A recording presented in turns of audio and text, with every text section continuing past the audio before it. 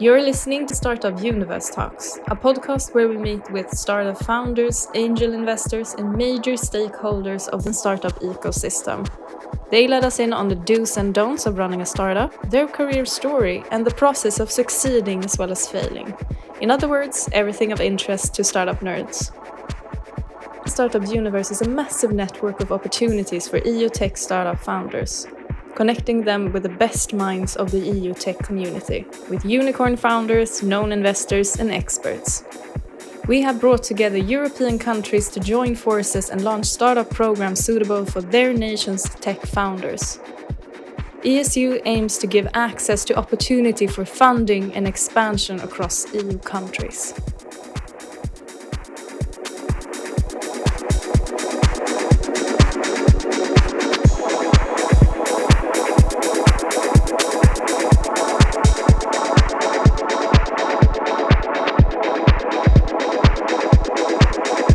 This is Startup Universe Talks. I'm Maritza, and today I'm here with Diva Tommei, entrepreneur and head of EIT Digital Accelerator. Welcome.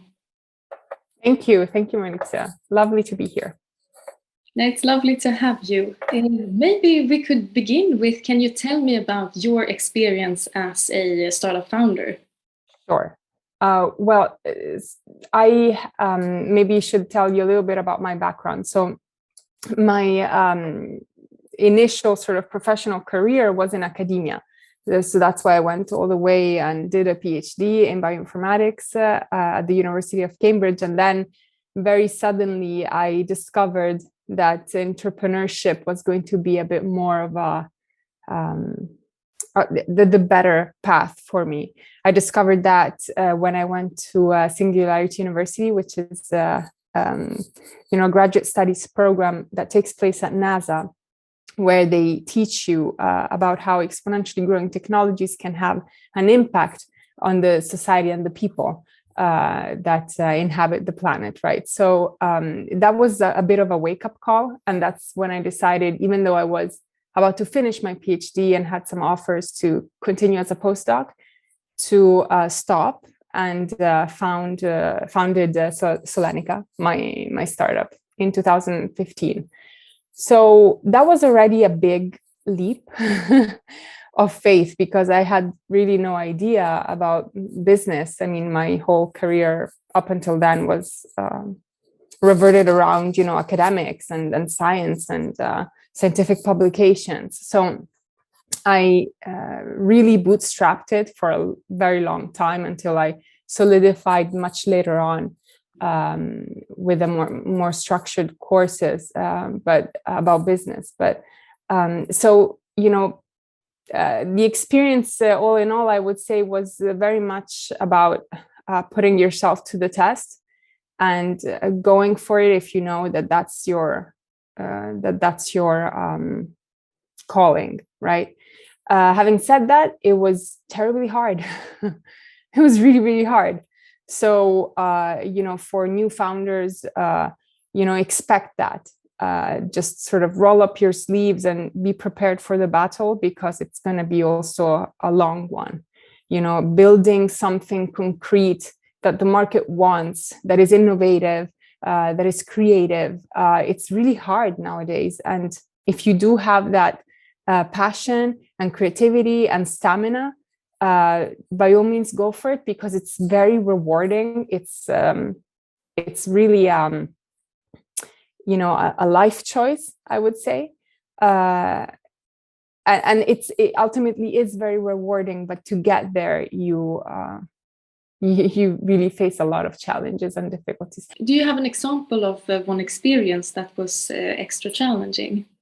Well, there's many examples, but I would say that the category that was the most challenging was the fundraising part, right? So fundraising is never easy, because you're asking people for money, right? You're asking people for money and you usually get advice back, which, by the way, this is a good mantra to have or to work by, which is ask for advice and you get money, you ask for money and you get advice. Just remember that. It holds true many times. But anyways, the fundraising experience was really Challenging from many, many aspects, right? So nobody can prepare you for it. You can be told you will have lots of meetings, and so you have to prepare the pitch deck, and the pitch deck needs to be maximum 10 slides, and it needs to have this, and this, and that. And that's fine. And it's a recipe that helps you feel that you're in control. But ultimately, the real, I think, experience and the real, nirvana comes when you realize that you don't have control over this process. And so that the best that you can put into your deck and into your pitch is as much control as you will have. So do that to perfection, and then, allow sort of the dynamics at play to play out. And eventually you will find an investor, a group of investors that are willing to invest, but it will take a lot of patience and a lot of knowing sort of how to deliver a very good product on the part that you do have control on, which is your pitch deck, your numbers, your profit and loss, all of this. And a good narrative, a good explanation, a good combination that marries your narrative about the business development and your financials. They need to match. Very often this doesn't happen. And investors are very afraid when they see that happening, right? Because it clearly shows that within the team, there is a fragmentation with respect to between business and finance. And this should never happen. You should never give this impression to an investor. And then ultimately, of course, I'm speaking about, what is now, I want to say almost 10 years, well, not exactly 10 years, but 7, 8 years ago. So the sort of the fundraising effort, especially of a tech startup, brought forward led by a woman, there was still a little bit of friction in some instances, not all of them, of course, but so just if it's a female-led startup and the founder is also the CEO, she would really need to be even that more patient and that more resilient, and never allow obstacles that are not, let's say, business-based get in her way. Okay. You just deal with it and you move on. Don't get stuck.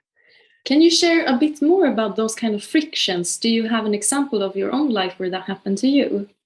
Yeah, so I think we can categorize them, right? So in certain instances, you could say that I wasn't, I didn't feel like I was being heard, as in they didn't even give me a chance even before, I opened my mouth. If that makes sense. So you have a clear feeling when someone is distracted and looking at you like, this is really not, what are you doing here? You're out of place. This kind of feeling, right? So obviously it's not something that will always happen, and it definitely happens less and less because there's so many women founders today of high-tech startups, great business women. So it's really not something to worry about in the future, but just something to be aware of, that it used to happen a lot. Now it happens a lot less, and it will happen a lot less. So I always try to be positive here, because the point is not to sort of be sad about it, but be proactive about it. And the way to be proactive about it is to move on. And to move on to the next investor, because that was clearly not going to be a good investor for your company, right? Because the dialogue needs to be there, the communication, the trust. And if already before you walk into or you show your first slide, there is that sort of bias, you need to get out of there, because it's not going to be any good for you. It's not going to bring you any good. So just be pragmatic about it. I guess. It's good to maybe know that it can happen and just have it in the back of the mind, but then just accept it as it is. And as you say, don't be sad about it. Just, okay, that's reality. And there are plenty other investors to look out for. Yeah, exactly. Can you tell me more about the work that you do for EIT Digital? Sure. So as for EIT Digital, I started as head of Accelerator in January. What we do is we provide European scale-ups. So these are usually startups that have a couple of years in their belt. And so usually they have found their business model and they're trying to scale it. And what we do is we support them in the fundraising, because fundraising never goes away. It's just a different form of fundraising all the way, right, for your company, from its inception to its exit or acquisition. So the fundraising that these scale-ups do usually is around Series A, maybe Series B funding. So they are companies at that point in time, and they need to expand their investor portfolio to all European investors, right? Because there are so many scale-ups in Europe, and therefore only so many investors that invest in this growth phase of the company. You tend to be a bit early for private equity, but you're too late for early stage investors, of which Europe now has a lot. And so we're kind of in that middle area where it's good to have support. And so that's what we do. We have an access to finance team of business developers that are experts in their fields, and that introduce you to the European network of investors that we have within EIT Digital. And then we also provide introductions to clients, possible clients that in new markets that you would want to enter. Again, because you're a scale-up at this point in time, right? You're scaling your business model. And so you would like to enter new markets normally. And to enter a new market, you need to find new clients. And this is kind of the support that we give, both in terms of introductions as well as the preparedness, market preparedness. We make sure that your content and that your strategy is aligned with that country that you want to address. And so this is what we do. Okay, can you tell me maybe some example of a startup that you have been working with at EIT Digital, and how that did you have a favorite startup, a favorite story? You know what, I don't think so, because there's really good examples that you can find on our website, and there's I guess there is no favorite, because they're all really great teams, really great teams. For example, I can tell you that we've launched with the New European Bauhaus initiative, a project that launched a call in end of 2021 for European startups that were aligned with the NEB transition, right? Where you have these three elements. I don't know if you've heard of this, but it's inclusivity, sustainability, and aesthetics meant as in a quality of life, right? And so from this call, all the scale-ups that were aligned to this call submitted their application, and our last 4 winners are really impressive scale-ups that address these issues. And I don't want to play favorites, you know. So I think I shouldn't tell you who my favorite is. But you can find them. You can find them if you Google EIT Digital and New European Bauhaus or NEB winners. You will find them. Okay, yeah, I think everybody will be running to the Google. Yes. But as a early stage founder, what is your best advice to them to get really maybe out of the idea stage into taking the very first steps? Right. That is an excellent question. And I think the best advice I've ever gotten on that is one from Steve Blank. He's an expert in this field. And he says, if you study his books, he says, really the most important thing is for you to get out of the building. And what this means is don't stay in your office working and on building something that you think people want. Get out of the building and ask people what they want. And so you test your hypothesis constantly, right? And you only through these iterations that you do, you will be able to find out if, I'm sorry, these are my dogs.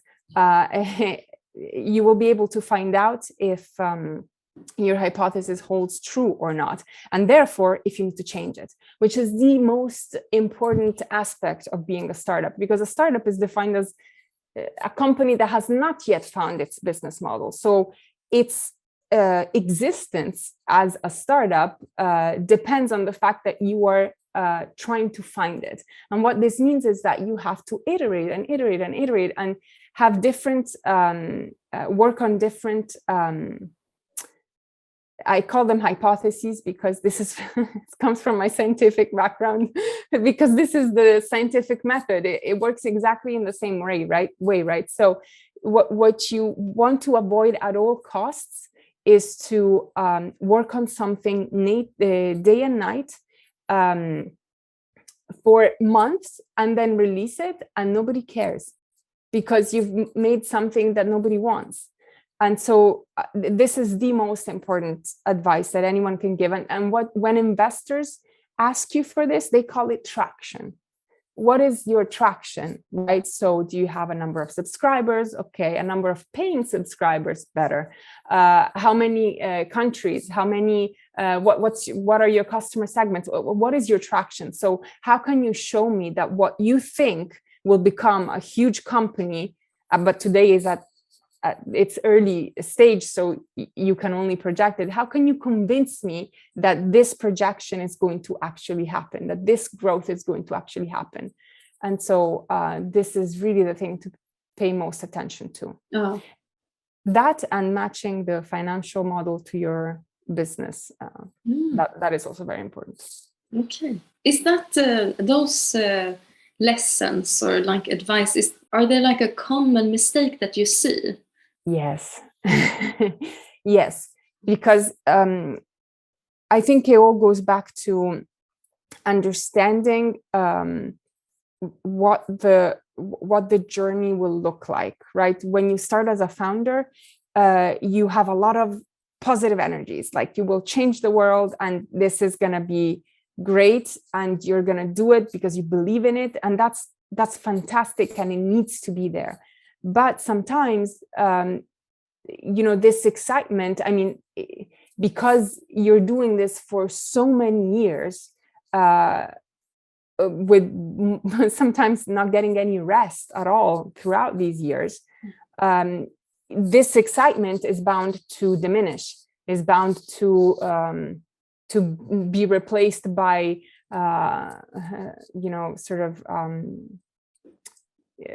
being tired and being depressed about the fact that you cannot find this model for your business that works for you.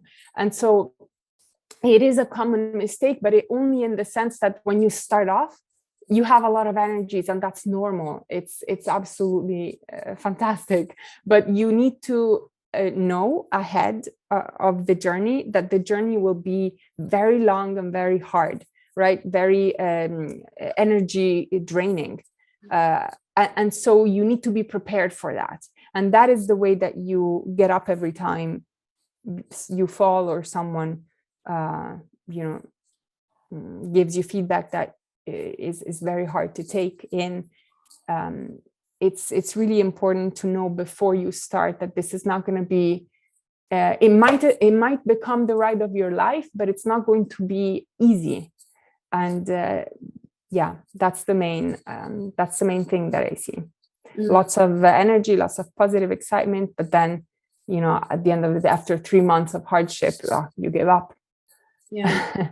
Yeah, I think it's good to have that in mind all the time, and that transparency about it, that it's not going to be a smooth ride with no bumps on the road. Yeah.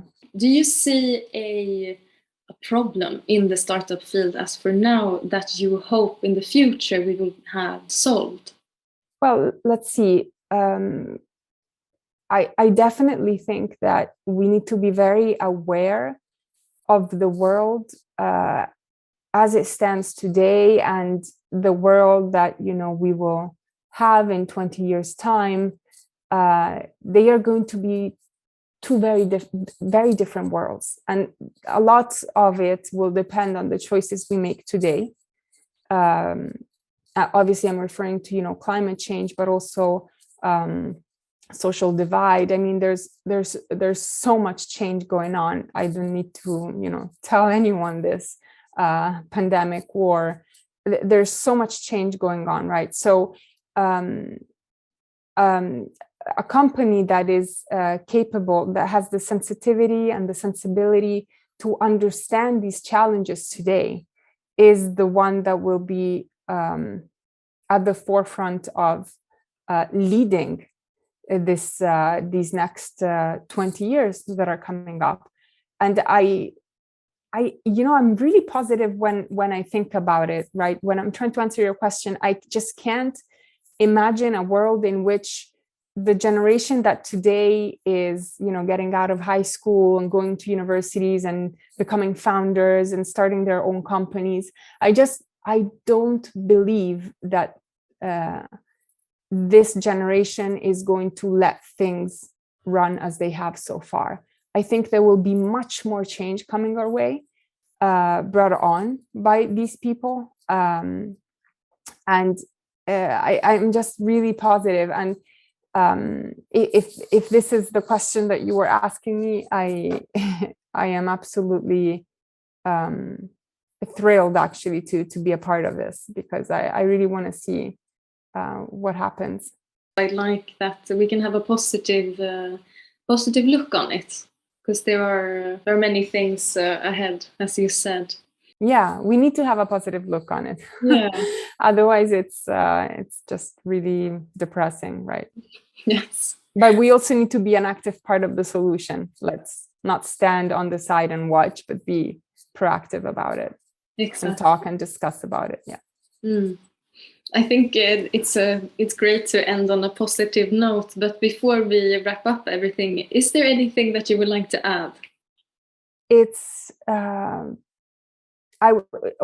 since this is something that young, or maybe not even young, but just new startup founders are going to hear, possibly, I would say the most important topic that we covered throughout this half an hour is really the understanding that this is upslope, right? So just be prepared for the ride, and don't allow yourself to get down for too long. It's normal to be sad about something or be frustrated, but it's what you do with that feeling that really matters. And what you need to do is take it and use it as an opportunity to pick yourself back up and test new things. Try to understand the problem you're addressing better. Try to get to the deeper parts of the of the meaning, giving meaning to what you're doing, because that will keep you going for a long time. That is a great word of advice to always have in mind, because it's going to be the highs and the very, very lows. But thank you a lot for being here today. Sure, it was my pleasure.